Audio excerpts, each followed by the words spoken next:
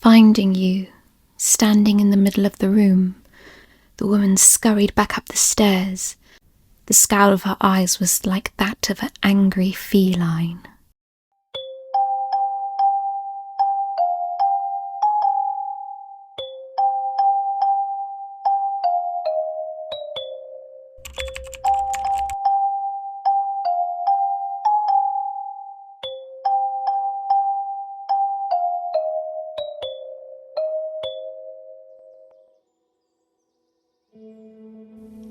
Who are you? Taggle cried out from the bed. Ziggity, I brought them here. I wouldn't have made it otherwise. Is that you, Taggle? The voice softened when Taggle confirmed that it was. This Ziggity then descended the stairs and entered your sights. Ziggity was a person of an earthly beauty. She was just like that woman who directed you in the Orphahin market, much taller than you. Her skin was the most obvious aspect of her appearance, with her skin a purple hue. Her voluptuous body appeared to be draped in a rich purple silk, which even the most pure of amethysts could not compete. Eyes of magenta, the darkest of pink sapphires.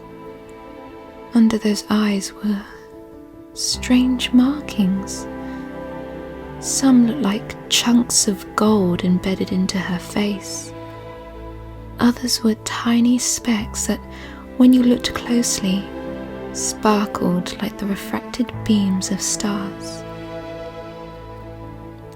Atop her ears were alien marooned coloured flowers, none of which you spied in the surroundings above. Her hair took an illuminescent hue, curling round her face and falling to her shoulders, an ultraviolet sea foam. Her clothes, though ornate, were practical. She wore a lavender-tinted underdress, with teal ribbon adorning the cuffs and hem. An apron of maroon was pinned to the neckline of her dress, the same hue of the maroon flowers crowning her head. The apron, embroidered in contrasting golden thread, was just a long strip of fabric coming down to end with a pointed tip just before her dress did. Her shoes simple maroon crocos, caked in layers of dirt. She wore no jewellery, for there was no need. She looked at you just as curiously as you gazed at her. You could tell she was assessing every part of you, looking for any flaws or signs of ill health. But she said nothing, merely stared. The silence seemed heavy enough to suffocate you, but she spoke first. Well, let's keep with tradition. My name is Ziggity. Beautiful, isn't it? Just like the rest of me. You almost laughed out of surprise at her unashamed appreciation of herself. Her statement was indeed true, modest much. Her name was very unusual, and because you had forgotten how to pronounce it already, you asked politely for her to repeat it again. Ziggity! Say it! It rings true like the melody of a shining rose. Doing as you were told, you repeated her name back to her. Very good. You'll learn to appreciate the musicality of my name in time. She then went on a spiel of the resonance in a person's name. The melody chimed when each section was spoken aloud, and how when you spoke a person's name, you should invoke the same love and countenance as when the person first told it to you. Ziggity gestured to the pool of fabric in the bed that was Taggle. Taggle is a lovely name too. Taggle. Taggle. It's like you're slipping down a grassy hill and then suddenly you're scooped up by the soft hand of Epiapia herself. Taggle. Ziggity paused for breath, and you gained the opportunity to return the sentiment and gave her your name. The look of astonishment morphed into a badly concealed disgust. Ziggity's nose scrunched up and made her golden freckles dull. She huffed when she realized you weren't pulling her leg. Really? That's your name? Oh, Triptych's Tad, you're serious, aren't you? Her hand clung to her chest and to the other side of her face, shaking her head in dismay. My, what an exceptionally ugly name. I'd kill myself if I had a name like yours. Ziggity! Taggle cried, head snapping up, exasperated with her bluntness. Ugh, there is no beauty in it. It's a name you could chew on. You were stunned to find out your name was considered unattractive in Epiapia. You wondered why Taggle hadn't reacted in the way Ziggity did. Perhaps it was only unattractive to her, or maybe Taggle was too polite to say anything. Although taking some thought about it, if an alien told you their name, and it was so bizarre that it had no earthly beauty in it, perhaps you would think it was ugly too. Well, your name's ugly, but your face isn't too bad. It has a uniqueness to it. I mean, no one's ever gonna impersonate you.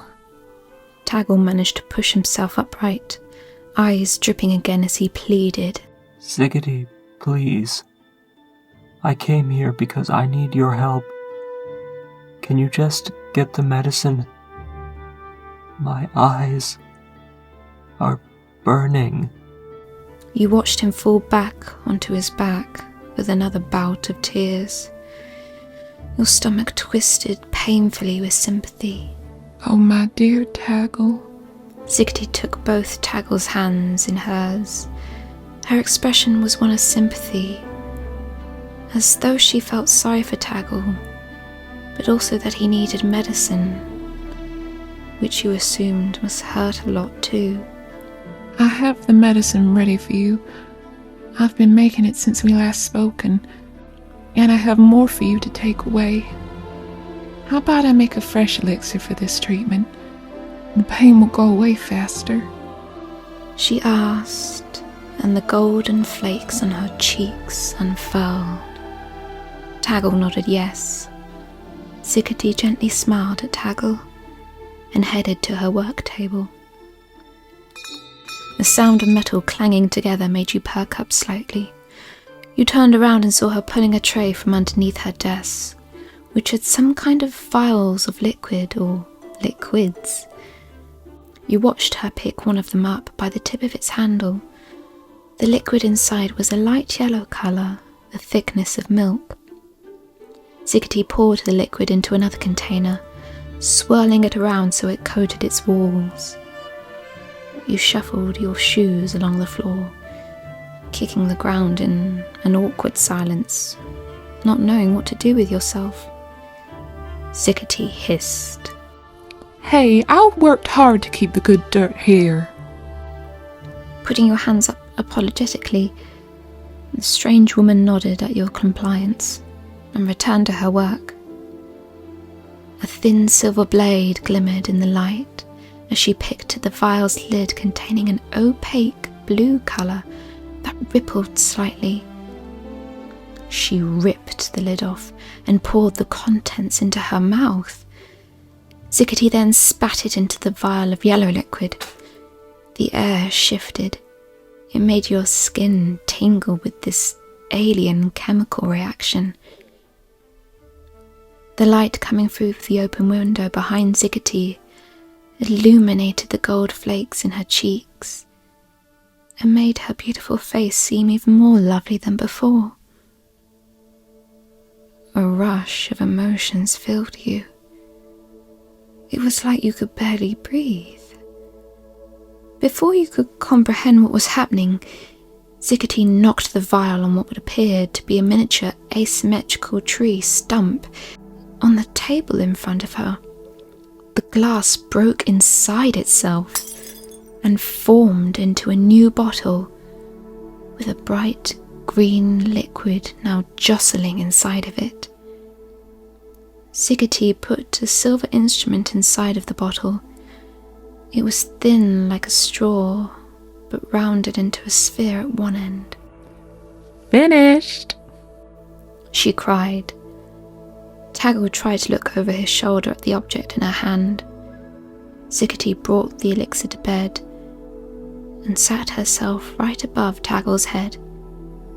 It appeared as though they had a routine to administrating the medicine. Ziggity used her spare hand to take off Taggle's hat, a hand reaching to support his head from underneath. You swore you saw her fingers gingerly carving into his auburn hair. Taggle shuffled his body upward and rested his head on her lap. As Ziggity steadied his head, she precisely dropped the elixir into his irises with the silver instrument. One drop at the top of his iris, and then another at the bottom. The liquid poured around until the two sides reached each other in a circle. She did this methodically for both of his eyes. You winced, knowing that that liquid had been swirling in her mouth moments before. You said nothing, but Ziggity's gaze was on you the moment you had that thought. The medicine had finally been served. You hoped Taggle could find some comfort now. Instead, Taggle pushed the balls of his hands into his eyes, holding them there, trying to control his breathing. Even the medicine hurt. Ziggity put her hand over both of Taggle's, as if it helped a little. As you waited for the side effects to subside, Ziggity's fuchsia eyes remained fixed on you, boring into you. Swallowing, you were approached by a creeping lavender sheen, scattering across your peripheral vision, and something tender reaching into your frontal cortex. Was it her? What was she doing? Even with all of these questions running through your head, there was nothing you could do to stop her.